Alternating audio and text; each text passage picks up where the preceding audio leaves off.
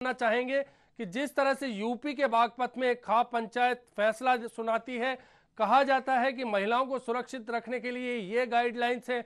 आप क्या मानती हैं, गाइडलाइंस को फॉलो करना जरूरी है महिलाओं के लिए? देखिए, मैं उस पंचायत की बात नहीं कर रही हूँ, लेकिन इतना जरूर कहूंगी कि जी। भारतीय संस्कृति के अनुरूप यदि हमारे पहनावे और ये सब होते हैं तो वो एक सीमा तक ठीक है।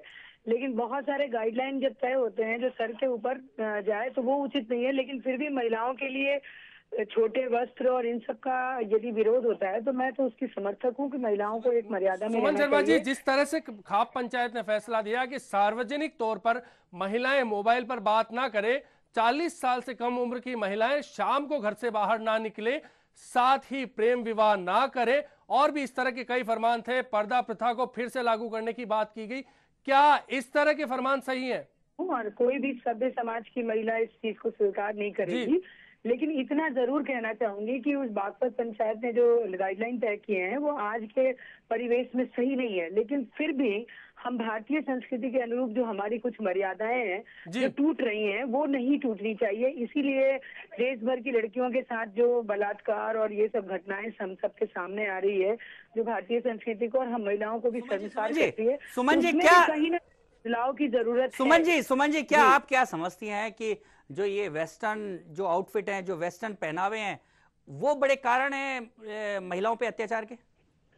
देखिए, वेस्टर्न पहनावे ही केवल कारण है ये मैं नहीं मानती, लेकिन उसमें कहीं ना कहीं उनका योगदान है। हमारी संस्कृति का शुद्धिकरण होना चाहिए। इसमें मिलावट आ गई है जिसके कारण देश की स्थिति ये हो गई है। महिलाओं के सोच में तरक्की हो, उनके कपड़े कम पहनने में तरक्की नहीं होना चाहिए। कपड़ों तो यानी कि सुमन जी आपका कहना है कि जिन जिन देशों में पूरी तरह से बुर्का पहना जाता है वहां महिलाएं बहुत सुरक्षित हैं और वहां महिलाओं की बहुत इज्जत होती है? नहीं, ये मेरा नहीं कहना। मैंने आपको कहा ना कि उन महिलाओं की सोच में तरक्की होना चाहिए और कोई भी चीज सीमा तक अच्छी लगती है। कि कपड़े बिल्कुल आप ढक लो तो आप बिल्कुल सुरक्षित रहोगे, ये ऐसा मैं नहीं कह रही हूँ। कि हर चीज सीमा में ही अच्छी लगती है। यदि आप पूर्ण एक्सपोज होकर सड़क पर उतरोगे तो कई घटनाएं, कई फप्तियां, कई कमेंट्स आपको मिलेंगे। तो एक मैं बार बार जो भारतीय संस्कृति के अनुरूप जो हमारी मर्यादा है उसके अनुरूप भारतीय संस्कृति में लड़कियों को रहना चाहिए। उसमें ना बुर्का है ना घोर पर्दा है।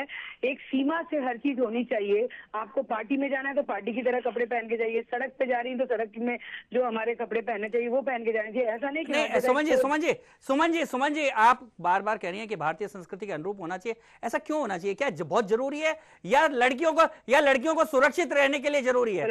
साइकोलॉजिकल इफेक्ट भी होता है जो एक वैज्ञानिक के तौर पे यदि हम देखते हैं कि उत्तेजक कपड़े पहन के आप सड़क पे जाएंगे तो ये सब चीजें उत्तेजकता को प्रभावित करती हैं। यानी कि आपका सुमन जी आपका कहना है कि यदि अपने ऊपर अत्याचार नहीं करवाना हो तो पूरे कपड़े पहन के जाएं, नहीं तो नहीं। यानी कि आप एक चाहती हैं कि जो महिलाएं हैं वो डरकर इस तरह के कपड़े पहने? नहीं, देखिए राव साहब, मैं जो कहना चाह रही हूँ आप शायद समझ नहीं पा रहे हैं। मैं कह रही हूँ कि कपड़ों से ढक के हम समाज में सुरक्षित रहेंगे ये मैं नहीं कह रही हूँ, और कपड़ों को खोल के भी हम समाज में सुरक्षित रहेंगे ये भी मैं नहीं कह रही हूँ। आप एक सीमा में रहिए। हर चीज, आप एक महिला है, आपको महिला के रूप में आप टी शर्ट और पैंट, हॉट पैंट पहन के सड़क पे नहीं घूम सकते हैं। आज के माँ बाप आधुनिक हो गए हैं, बच्चों को बहुत आधुनिक बनाने में लगे हुए हैं। इस मानसिकता को मैं स्वीकार नहीं करती हूँ। लड़कियां साड़ी में भी बहुत अच्छी लगती है, पर सुमन जी भी बहुत अच्छी लगती पर है। सुमन जी जरूरी नहीं कि एक्सपोज करके ही बहुत खूबसूरत दिखे। पर सुमन जी जो आंकड़े बताते हैं जो महिलाओं पे अत्याचार के, उसमें देखा गया है कि भारतीय संस्कृति के अनुरूप कपड़े पहनने वाली महिलाओं पे ही ज्यादा अत्याचार हो रहे हैं, बलात्कार हो रहे हैं, यहाँ तक कि अत्याचार। बिल्कुल इसे डिनाय करती हूँ। अत्याचार उन मॉडर्न महिलाओं के साथ भी हो रहे हैं जो बहुत ही आधुनिक हैं और एनआरआई से विवाह करके फॉरेन जाती हैं, उनके साथ भी अत्याचार होता है। बहुत पढ़ी लिखी महिलाएं हैं, उनके साथ भी बहुत अत्याचार हो रहा है। जी सुमन जी, बिल्कुल लगातार आप जिस बात को कह रही है, दायरा सिर्फ कपड़ों को लेकर नहीं है।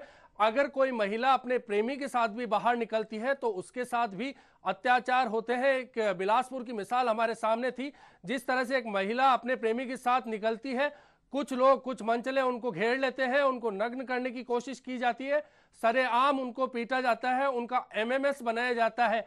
ऐसी बात नहीं है कि कपड़ों का दायरा लेकर ही हम बात करें। दायरे के साथ मैंने कहा है कि मानसिक विकृति की ये तो जी। निशानी है। देश में स्थिति जो है, पाश्चात्य सभ्यता इतना हावी हम लोगों पे हो गया कि हम इन सब चीजों को बहुत ही लाइटली नहीं लेने लगे। जी, सड़कों पे सवाल मनचलों की जी, संख्या बढ़ गई। सरकार की तरफ से जो सुमन जी, महिलाओं की सुरक्षा के लिए कानून बनने चाहिए थे और जिनको सख्ती से लागू होने चाहिए थे, वो हिंदुस्तान में सुमन जी लागू एक नहीं हो और पाए। सुमन जी एक और बड़ा प्रश्न है कि आपने ये तो कह दिया कि भारतीय संस्कृति के अनुरूप कपड़े पहनने चाहिए, लेकिन एक और बात है कि क्या इस तरह की जो घटनाओं से मुकाबले के लिए महिलाओं को तैयार नहीं किया जाना चाहिए?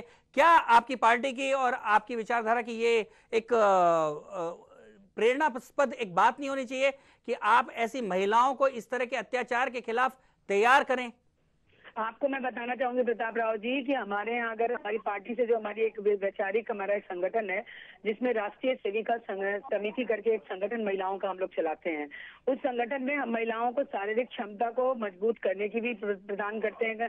उनको हम सारी वो कोशिशें प्रदान करते हैं जिसमें वो सक्षम हो सके, मानसिक रूप से और शारीरिक रूप से। और इस तरह के समाज में फैले हुए जो असामाजिक तत्व है, उनसे मुकाबला करने की शक्ति को भी प्रदान की जाती है। ये कोशिश की जाती है। मैं आपको जो कहना चाह रही हूँ ना कि समाज में विकृति जो आई है उसको दूर करना बहुत जरूरी है। और वो कैसे दूर होगा सुमन जी? वो आप बता रही हैं, वो कैसे दूर होगा? प्रतिकार से दूर होगा, बहादुरी से दूर होगा, लड़कर दूर होगा? आप क्या समझती हैं इसको? देखिए, मानसिक रूप से जब महिलाएं सशक्त होंगी तो सब कुछ दूर हो जाएगा। समाज तो विकृत हो रहा है, लेकिन खुद को भी सशक्त करना पड़ेगा अपने को। धन्यवाद सुमन जी, धन्यवाद। तो कुल मिलाकर बात यह आई जो निशा सिद्धू फिर आ रही कहीं ना कहीं कि महिलाओं को खुद सशक्त होना पड़ेगा। ना तो कोई खाप पंचायत उनकी मदद कर सकती है, ना घर वाले उनको महफूज रख सकते हैं। अगर बाहर निकलना है तो खुद के दम पर निकलना पड़ेगा और उसके बाद ही कोई उनके लिए आगे कदम उठा सकता है। चर्चा को लगातार जारी रखेंगे। आज का मुद्दा में आप बने रहिए। हाजिर होंगे एक छोटे से ब्रेक के बाद।